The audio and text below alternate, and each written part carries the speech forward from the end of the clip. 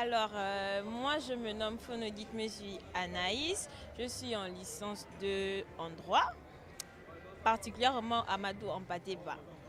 Ok, alors ce qui m'a le plus marqué, surtout aujourd'hui, c'était de faire la différence entre le pauvre et le riche. Et nous avons plusieurs sortes de pauvres et de riches.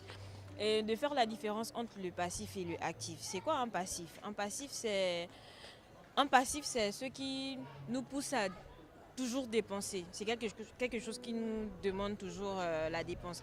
Entre-temps, un actif nous permet de toujours avoir de l'argent, toujours récolter de l'argent par rapport à un passif. Et il nous faisait comprendre qu'il y a de ces pauvres qui se mentent à eux-mêmes, qui pensent être riches, entre-temps ils sont pauvres, mais pour eux ils sont riches dans leur tête. Nous avons 3 catégories. Nous avons les riches, les pauvres et moyennement riches, c'est-à-dire les riches, eux, ils ne dépensent pas pour dépenser. Ils réfléchissent bien évidemment avant de dépenser. Mais le pauvre, il se montre tellement qu'il va faire de grandes dépenses. Il ne va pas chercher à, à comparer des prix. Il ne va pas chercher à investir comme le riche. Le riche, il va toujours chercher à avoir plus que ce qu'il a. Mais le pauvre, il ne va pas réfléchir ainsi. Il va toujours chercher à dépenser. Pour lui, dépenser, ce n'est pas un souci. Le prix, ce n'est pas un souci pour lui. Entre-temps, le riche, c'est le cas.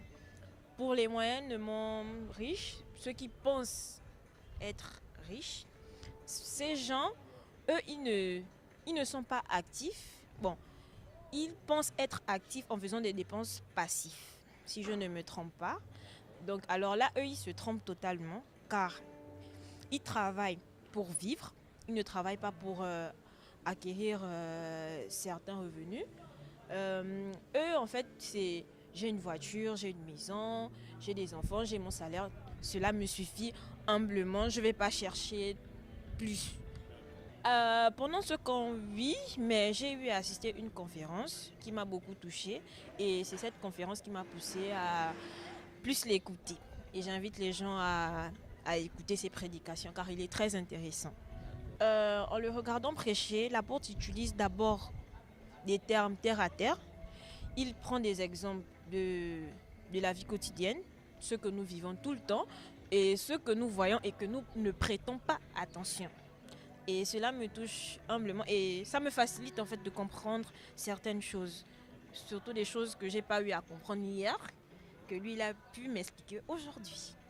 Tout d'abord, c'est dire que c'est pas parce que nous sommes jeunes, parce que nous, étudiants, particulièrement nous les jeunes, nous disons souvent que bon, je suis jeune, j'ai encore le temps d'accepter Jésus. Pour le moment, je fais ce qui me passe par la tête. Entre-temps, je ne sais pas s'ils regardent les infos comme tout le monde. Tu peux mourir à 17 ans, tu peux mourir à 18 ans, tu peux mourir à 20 ans. La mort n'a pas d'âge. Dieu peut t'appeler à tout moment. Et arriver devant Dieu, que diras-tu? Que mon Dieu, j'étais trop jeune, ce n'était pas mon... Non, en fait, c'est en étant jeune que cette envie d'écouter, de suivre Dieu vient. Et plus tu suis Dieu, plus tu as des ouvertures, plus tu as des opportunités et tu reçois plus de bénédictions. Tu ne peux pas recevoir des bénédictions si tu n'es pas spirituellement croyant. Dakar, Dakar, Dakar. Pour la première fois à Dakar, le ministère de la Vérité pour une liberté réelle organise le légendaire camp Alos et Proton et la conférence des leaders.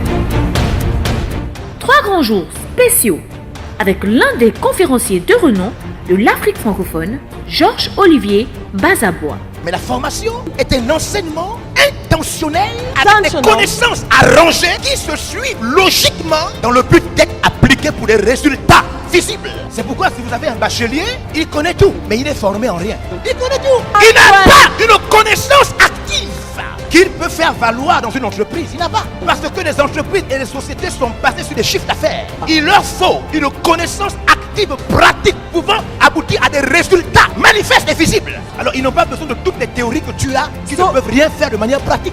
Ils veulent savoir ce dans quoi tu as été formé, dont tu peux faire et qui puisse faire avancer la société de manière pratique. C'est pourquoi il te demande, tu es formé dans quoi? Et si tu dis que tu as eu le bac, ils disent d'accord, c'est bon, mais tu es formé dans quoi? Si tu cites les différentes matières que tu as fait au bac, ils disent c'est vrai, mais tu es formé dans quoi? C'est la raison pour laquelle lorsque l'élève finit au bac, suivez-moi, il va au contact d'un genre d'enseignants. Ce sont aussi des enseignants, à la seule différence que ce sont des enseignants spécifiques qui maîtrisent des secteurs précis et qui peuvent faire de quelqu'un qui connaît tout, quelqu'un qui maîtrise quelque chose de clair. Thème: dominant ou dominé. Êtes-vous un dominant ou un dominé? Il libérera plusieurs clés qui bouleverseront de manière surprenante toute votre vie. À savoir, comment certifier votre éternité, comment activer votre vie surnaturelle, comment activer votre quotient intellectuel financier, comment augmenter votre sagesse et dominer maintenant. 3 grands jours spéciaux et rares. Petit déjeuner offert, repas pour tous et transport gratuit pour tous les participants. À ce lieu, place du souvenir africain, Corniche Ouest. Une seule date, du 31 mars au 2 avril 2019. Infoline 76 43 68 728. Un événement à ne manquer sous aucun prétexte.